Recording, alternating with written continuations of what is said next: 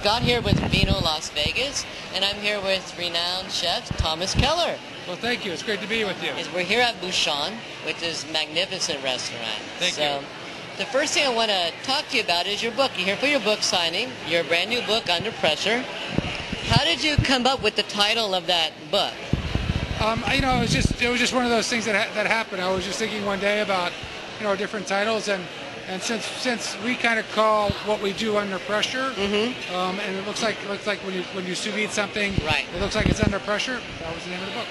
There you go. I mean, that's it's really interesting because I don't think a lot of maybe Americans normally know what sous vide cooking is, unless you've had eaten at a fine dining restaurant like Bouchon or French Laundry, for example. The other thing is we have to ask you is the book.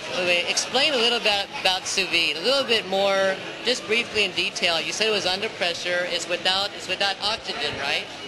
Yeah, well, sous vide cooking, it's a very complicated technique, so it's hard to do simply. But most people may know about it like boil in a bag. I think that's probably the most common term that you can relate to going to a grocery store. You can actually buy products that are in bags, and you put them in submerge them in water and then serve them. That is basically sous vide cooking. Okay. Of course, we take it to a much further, more elaborate kind of production. Right. But boil in a bag is kind of, in layman's term, what we do. There you go. And you come. I mean, I've read a little bit about you, and you came from what a lot of people would think. Thank you. Thank you for coming. From very humble beginnings. And, French Laundry is legendary, top 50 restaurant in the world. What kind of advice would you give somebody just starting out in the culinary arts today? Well, I think having patience is really important.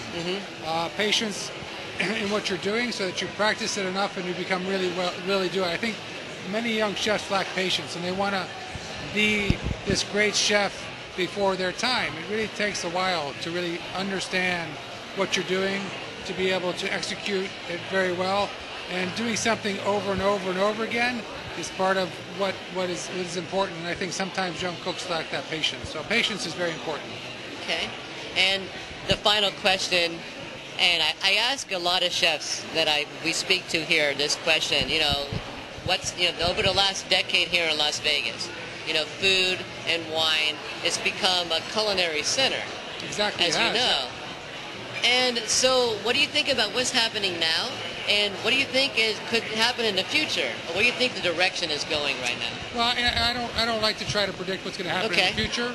I just live for the moment. I think what's going on in Las Vegas and in our country is extraordinary. It's a whole renaissance in the appreciation of food, the quality of food, and chefs, and the social interaction at the tables, and how meaningful that is for us as individuals and as families and friends, and I think it's very important. So I really applaud any community that embraces restaurants and embraces eating and dining out.